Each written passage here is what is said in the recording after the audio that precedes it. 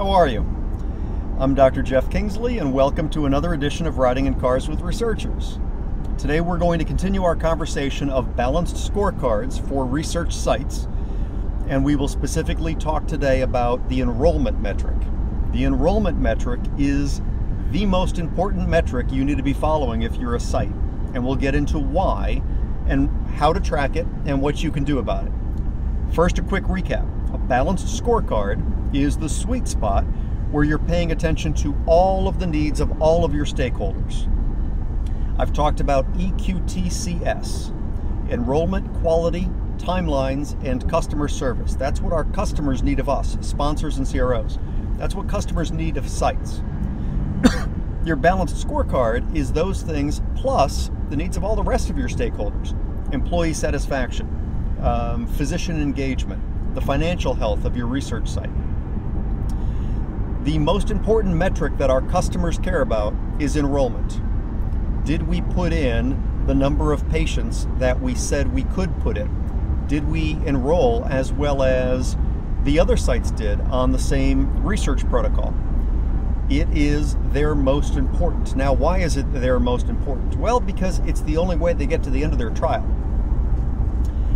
If the enrollment metrics are off, it changes everything.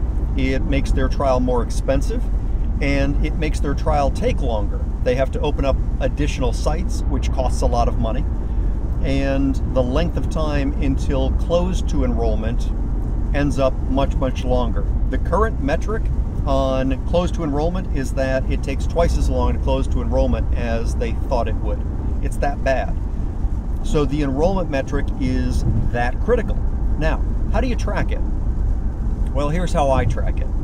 I track percent attainment of sponsor enrollment goal, and I track it as a leading indicator. A leading indicator is a metric that when you get the number, you can still do something about it. A lagging indicator is when you get the number, you can no longer do anything about it. If I promise to put 10 patients into a given research trial, and the research trial is going to enroll for 10 months, I should be putting in about a patient a month. If I'm 4 months into the trial and I've enrolled 5 patients, I am above goal and I am on target on my rate to achieve sponsor enrollment goal. If, however, I'm 4 months in and I've only put 3 patients in, then I'm below the rate. It means that right now, at that moment in time, there's a greater probability that I'm not going to hit sponsor enrollment goal. Now, because I'm tracking it as a rate in real time, we can then do something about it. If we're 4 months in and we are below goal for enrollment, we can pull out all the stops. We can add to our marketing dollars. We can contact some additional physician offices. We can pull some additional lists out of EMRs and do whatever it takes to attempt to get back onto target so that we are serving our customer on enrollment. The lagging indicator that we also track is when the trial closed to enrollment, how did we do?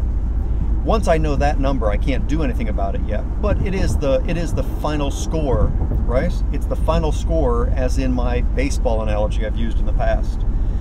So we track that as well. At the end of the day, what was our percent attainment of sponsor enrollment goal? Not as a rate, but as an absolute. Now, what do sponsors tend to check on us? I'm amazed that they tend not to track percent attainment of sponsor enrollment goal. They tend not to look at how we did against what we said we would do at the beginning of the trial.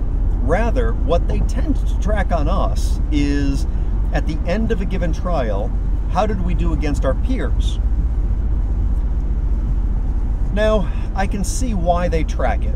It adjusts for the nuances of every individual research protocol. That makes it nice, but it's a lagging indicator. How did we do against our peers at the end of a protocol? So by the time they know the number, they can't do anything about it. By the time we know the number, if in fact we ever knew the number, we can't do anything about it. The other issue is there's a strong lack of transparency. They never share that number with us, which means we can't adjust our performance in the future for that sponsor, and we don't know that that sponsor has information on us that they consider a detraction. Those are issues. So trust me, balanced scorecards are a must for research sites. Enrollment is a critical key performance indicator, a critical aspect of your balanced scorecard that you must check as a research site and perform against, because it has a ripple effect on the needs of your customers. Pay attention to it. They are paying attention to it, and it's a must.